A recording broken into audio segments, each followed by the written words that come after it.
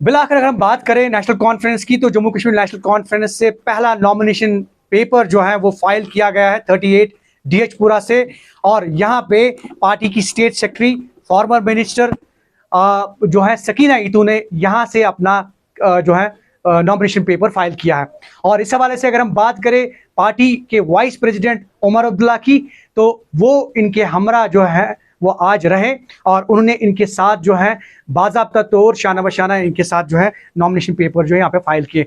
सकीना ईदू से बात करेंगे। मैम ये बताइए कि पहले नेशनल कॉन्फ्रेंस क्या एजेंडा लेके लोगों के सामने जाएगी, सो दैट कि 10 साल के बाद जो है आप वोट मांगेंगे और उनकी जो एस्पिरेशंस हैं वो फुलफिल हों। मैंने पहले ही कहा है कि इस इलेक्शन से पहले हमारी पार्टी ने एक टीम बनाई थी, एक कमेटी बनाई थी जिसके सरबरा अब्दुर्रहीम राथर साहब थे, जिसमें मैं भी मेंबर थी और कई हमारे सीनियर साथी थे। जिस कमेटी ने पूरा एक महीने में ये जो है लोगों के लिए आगे जो क्या करना है, हमारा रोड मैप क्या होगा, एक मैनिफेस्टो तैयार किया हुआ है। यहाँ सबसे बड़ी बात जो है, मैनिफेस्टो तो आपने पढ़ा होगा, सबने वो देखा होगा, सबने बहुत अप्रिशिएट किया है। लेकिन यहाँ सबसे पहले लोगों को जो इनसिक्योरिटी हो गए हैं, लोग परेशान हो गए, डिप्रेशन का शिकार हो गए, बच्चे आज ड्रग में मुलवस हो गए हैं, बेरोज़गारी इतनी बढ़ गई है। एक गांव में परसों थी, वहाँ 10 बच्चे और बच्चियाँ बैठे थे, सब ने कहा मैं पीएचडी हूँ, मैंने ये क्वालिफ़िकेशन की हुई है, रोज़गार किसी को नहीं है। इसी तरह हर एक शोबे में महंगाई इतनी ज़्यादा है, चाहे वो पेट्रोल हो, डीज़ल हो, गैस सिलेंडर हो, बिजली का, अगर बिजली की बात करें, वाटर के लिए जो चार्जेस ये लगाते हैं, तो लोग बहुत परेशान हैं, कुछ है नहीं लोगों को वसाइल। उसके लिए हमने एक कमेटी बनाई और पूरी मेहनत से पूरी पार्टी ने काम किया है। उसमें जो कमेटी के बाहर भी हमारे साथी थे, उन्होंने भी काम किया है।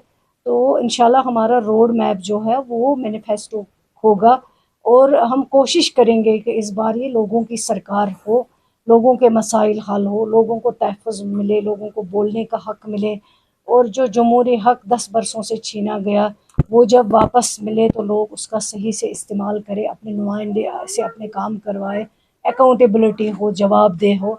ये सब चीज़ें हमने रखे हैं और इंशाल्लाह हम कोशिश करेंगे कि ये सरकार में लोगों की आवाज़ सुनी जाए, लोगों को इज़्ज़त दी जाए, जो इज़्ज़त उनकी इन 10 बरसों में ख़त्म की गई। मैम क्या पॉलिटिकल एजेंडा आप लोगों ने उस मैनिफेस्टो में टच किया है?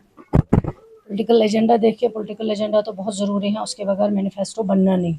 सबसे बड़ी बात जो है जो यहाँ की गारंटीज़ थी, उन गारंटीज़ को ख़त्म किया गया है। 370 जो हमारा एक ब्रिज था जम्मू कश्मीर और हिंदुस्तान के दरमियान, जो रियासत थी, जो जम्मू कश्मीर का ताज माना जाता था, उस रियासत को तोड़ फोड़ किया है, तहस नहस किया है।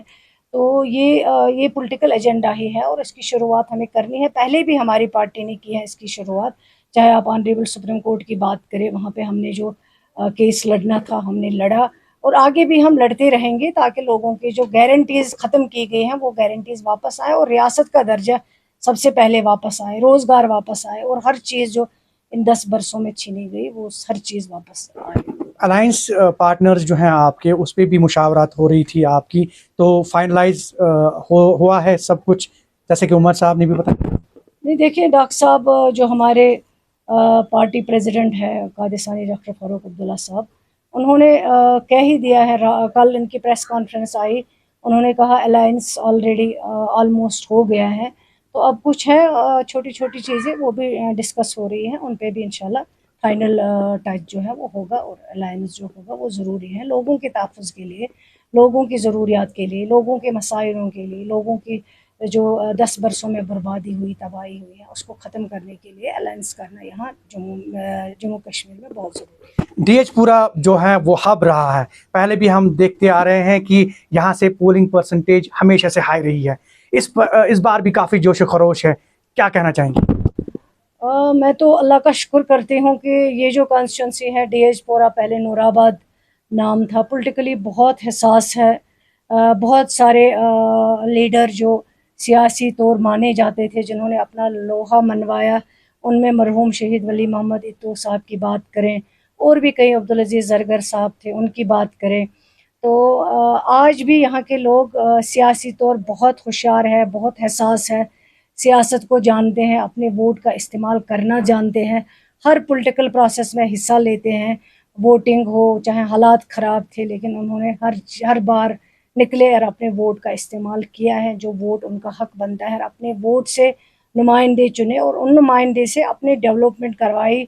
मुझे जब यहाँ बाहर के कई डिस्ट्रिक्ट से लोग आते हैं, वो हैरान होते हैं, कहते हैं नूराबाद में 140 गाँव में पहले रोड कनेक्टिविटी, आज जहाँ पे हमने नॉमिनेशन भरा 14 उमर अब्दुल्ला साहब की सरकार में, ये हमने एसडीएम साहब को यहाँ रखा, ये बिल्डिंग हमने बनाई, मेरे फादर ने यहाँ तहसील ऑफिस बनाया था, हमने नए काफ़ी एडमिनिस्ट्रेटिव यूनिट्स को, डिग्री कॉलेज उसकी बिल्डिंग, सब डिस्ट्रिक्ट हॉस्पिटल, रोड कनेक्टिविटी, बाकी जितना हो सका रोज़गार वो लोगों को दिया, कोशिश की। लेकिन लोग भी बहुत पॉलिटिकली समझदार हैं और इंशाल्लाह वो हर वक्त इस प्रोसेस में हिस्सा लेते हैं। आज भी मैं यकीन रखती हूँ, भरोसा रखती हूँ।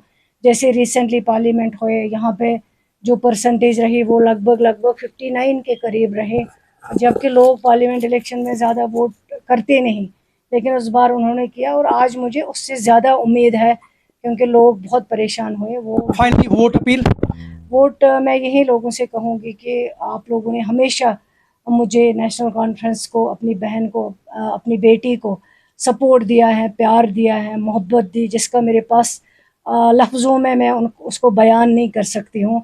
और इंशाल्लाह मुझे उम्मीद है आज ये आपकी मोहब्बत, आपका प्यार, आपकी इज़्ज़त जो अपनी बेटी सकीना ईतू के लिए है, वो आप ज़रूर वोट में इंशाल्लाह उसको शामिल करेंगे और वोट में तब्दील करेंगे। पूरे जोश खरोश से निकलेंगे 18 सितंबर को, अपना वोट नेशनल कॉन्फ्रेंस के निशान, हल वाले निशान पे डालेंगे और अपनी बहन को कामयाब करेंगे भारी अक्सरियत से। बहुत बहुत शुक्रिया आपका। ये थी स्टेट सेक्रेटरी और फॉर्मर मिनिस्टर सकीना ईतू।